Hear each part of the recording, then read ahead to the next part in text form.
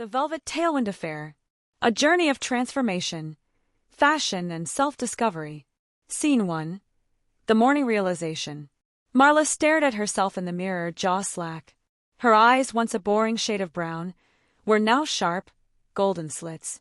Her ears twitched at every sound. Shifting atop her head, furry and decidedly feline. And behind her, oh gods! Marla whipped around in horror as a long, sleek tail flicked behind her. It was hers. This isn't happening. This isn't happening. She grabbed the tail, yelping when she felt it as much as she felt her own arm. A knock rattled her door. "You're taking forever. You better not be napping again," Marla said. "Tully," Marla's voice cracked. "Tully, I need you to stay calm." "Why?" Tully burst in, eyes going wide as she took in Marla's new features. Marla held up a hand weakly. "I can explain." Tully squealed. "You're so cute." Marla groaned. "Not what I was going for." "No, but seriously." Tully bounced on her heels, grinning. "Look at those ears. Look at that adorable little tail. Does it move if I—" She poked it. Marla jumped about a foot in the air, letting out an unintentional yowl. "Stop that," she hissed. Tully gasped. "You even sound like a cat." "Oh, Marla, you have to keep this." "I'm not keeping it. I need to fix it." Tully pouted. "Fine, fine. But just know that if this were me, I'd be leaning in." Scene 2. Arrival in Velvet Tailwind. The city was alive. Marla and Tully gawked as people strolled by in elaborate, animalistic forms. Some had wings sprouting from their backs, others wolfish snouts, and one woman even had a long, scaled mare tail, hovering on an enchanted platform. "I think I'm having an identity crisis just being here," Marla muttered. "Don't panic yet. Maybe they'll know how to fix you."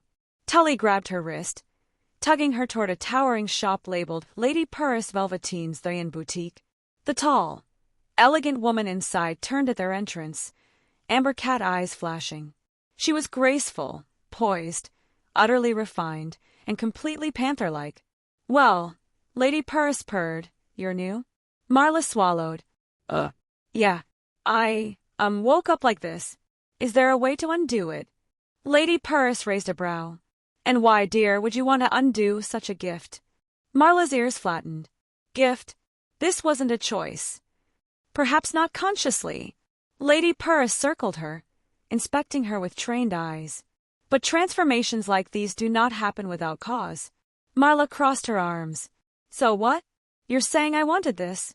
Lady Purris smiled knowingly. "Tell me, child, do you hate it?" Marla opened her mouth, then hesitated. Because, did she? Scene 3. The potion incident. Tully's scream shook the entire shop. Marla whipped around, tail fluffing up in alarm. "What? What happened?" Tully clutched her stomach, looking horrified. "Marla," she whimpered. I think I—" She lifted her shirt. Marla's brain shut down. Because there, right under Tully's ribs, were udders. 4 of them. Marla lost it. She cackled, doubling over. "It's not funny," Tully wailed. "Oh gods, they feel real. What if someone tries to milk me?" Marla gasped for breath. I'm sorry, just don't go near Moorstead." Tully gripped her shoulders. "Promise me you won't let me get taken to a farm." Marla, wiping tears of laughter from her eyes, nodded solemnly. "I swear. No farm for you." Tully groaned. "I hate this city." Lady Purris, unbothered as ever, simply purred, on unexpected Therian bloom. "Delightful." "Not delightful," Tully hissed, hugging her chest. "Fix it." "Well, you did consume an unmarked Therian potion in the potion hall," Lady Purris said, examining her nails. "Really, you're fortunate you didn't sprout hooves." Tully blanched. "Oh gods. I could have gotten hooves." "Indeed. Perhaps a tail. Maybe even—" "I get it," Tully groaned. "How do I undo it?" Lady Purris smirked. "The Grand Therian Patent is tonight. A most wondrous festival. You see, each year, Clevendale's finest Therian tailors and casters showcase their work, proving the art of transformation is more than simple accident or whimsy." Marla crossed her arms. "And this helps us how?" "One of our head judges is a master of Therian restoration. He may be able to undo your changes, if he finds you worthy." Tully paled. I have to earn my way back to normal. Oh, child, Lady Purse chuckled, draping a lazy arm over a chaise. In Velvet Tailwind, identity is an art form. If you wish to shed this new self, you must prove that you truly want to. Marla and Tully exchanged a look. Then Tully sighed. This is going to be such a pain in the udder. Marla wheezed, arriving at the Grand Therian Patent. The Grand Therian Patent was bigger, louder, and stranger than either of them had expected. The entire city square had been transformed into an elaborate runway, with 3 towering stages for 1. Tailors' duels, where master tailors crafted new forms in real time. 2. The Runway of Beasts, a grand fashion show where Therian couture ruled. 3. The final patent ceremony, where the greatest transformation of the year would be judged. Crowds roared as models strutted in, showing off fur-lined gowns, enchanted silk wings, and even scale bodices that seemed to breathe like living creatures. Some Therian models were temporary shapeshifters, their garments shimmering as they flickered between forms. Others were fully transformed, bearing their animal traits as a badge of honor.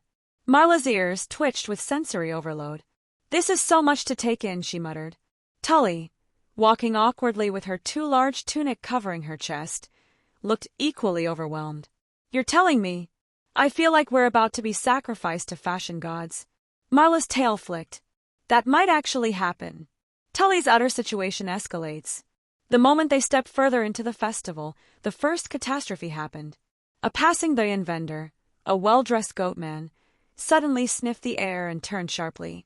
Tully, already on edge, immediately noticed. Why is he? Oh no! Excuse me, dear girl, the goatman said, stroking his long beard, but you seem to be leaking. Tully froze. Marla glanced down and immediately shoved Tully's arms over her chest. Tully! Tully squeaked. Oh? Mammoth, save me. She was leaking. A small, pale trickle of milk had seeped through her shirt. The goatman hummed. A rare and excellent vintage, I'd wager. No, Tully backed away. Absolutely not. But dear, you must understand, in Therian culture it's... I am not a dairy stall. Marla grabbed Tully's wrist and yanked her away, speed-walking past 3 more interested bystanders who had begun to sniff the air.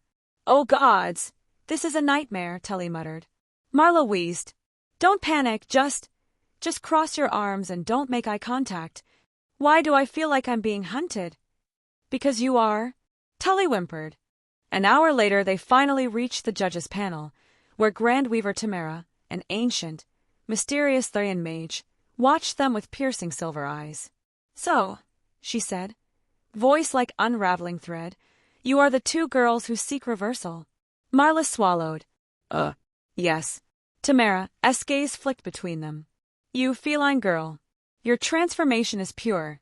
It is a true shift of self. If you still wish to undo it, speak now. Marla hesitated. Tully elbowed her. Say yes. This is our chance. But did she want to? Her tail curled slightly. I don't know, Marla admitted. I thought I did. But now, Tamara's eyes gleamed. A choice not to be made lightly. She turned to Tully. And you, she mused, have been cursed by your own recklessness. Tully glared. That's debatable. Tamara lifted a hand. A silver thread of magic wound around Tully's torso. The udder vanished instantly. Tully's knees buckled. Oh, thank Mamada. Marla snorted. You sure you don't want to keep it? Tully shot her a look. Tamara turned back to Marla. And you? Marla took a deep breath. She looked at her golden-slitted eyes, her twitching ears, her tail. The way she moved, the way she felt. Tully gave her a hopeful look. You can go back. But Marla shook her head. I think I'm going to stay. The crowd erupted into cheers. Tamara gave a knowing smile. Then so be it. And with that, the Grand Therian Patent crowned its newest Therian girl. Epilogue. Marla stretched, her tail curling over the blankets. Tully groaned from across the room. You're still a cat, she muttered. Marla grinned. Yup. Tully sighed. I hope you know this means I'm never getting rid of you. Marla flicked her tail smugly. Like I'd ever leave. Tully rolled onto her side, studying her. Then, very seriously, she said, You're still so cute, though. Marla flushed. Tully smirked. Shut up, Marla muttered, shoving a pillow at her. But her tail betrayed her. flicking happily.